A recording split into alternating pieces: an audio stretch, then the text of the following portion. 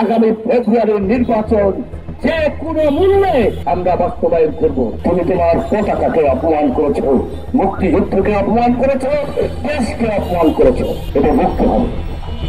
রোখার কারণেই তো দীর্ঘ 17 বছর বারবার জেনে গিয়েছি, আঘাতে আঘাতে শরীর রক্তাক্ত হয়েছে, আবার জেল থেকে বের হয়ে রাজপথে লড়াই করেছি, মিছিল করেছি। আমরা তো কারা? অর্থাৎ আমরা প্রস্তুত হয়েছি বাংলাদেশের ভাগ্যাকাশে উড়ান্ত সফল সফল মারার জন্য প্রস্তুত। এটি কি তারেক রহমান শুরুতেই বলেছে।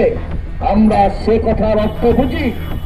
আজকে নির্বাচনকে বানচাল করার জন্য বিশ্বের ইতিহাসে কোন গণতান্ত্রিক দেশে যে পদ্ধতিটি নাই, নেপালে 17-16 বছরে 14 বছর রাষ্ট্রপতি পরিবর্তন হয়, আর আমাদের যারা মুসলমানদের শত্রু ইসরায়েলে ওই বিয়ার পদ্ধতি আছে।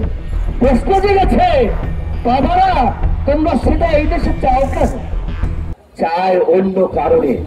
সেটি হলো কোনোভাবে নির্বাচন না করে ক্ষমতার কাছাকাছি থেকে ক্ষমতা ভোগ করা যায় কিনা।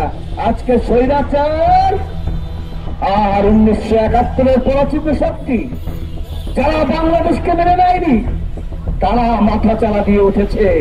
কখনো জাতীয় সঙ্গীত পরিবর্তন করতে চায়, কখনো বাংলাদেশে বিয়ার চায়, অথবা নির্বাচন বন্ধ করতে চায়। আমরা প্রস্তুত হয়েছি, আপনারা প্রস্তুত থাকুন।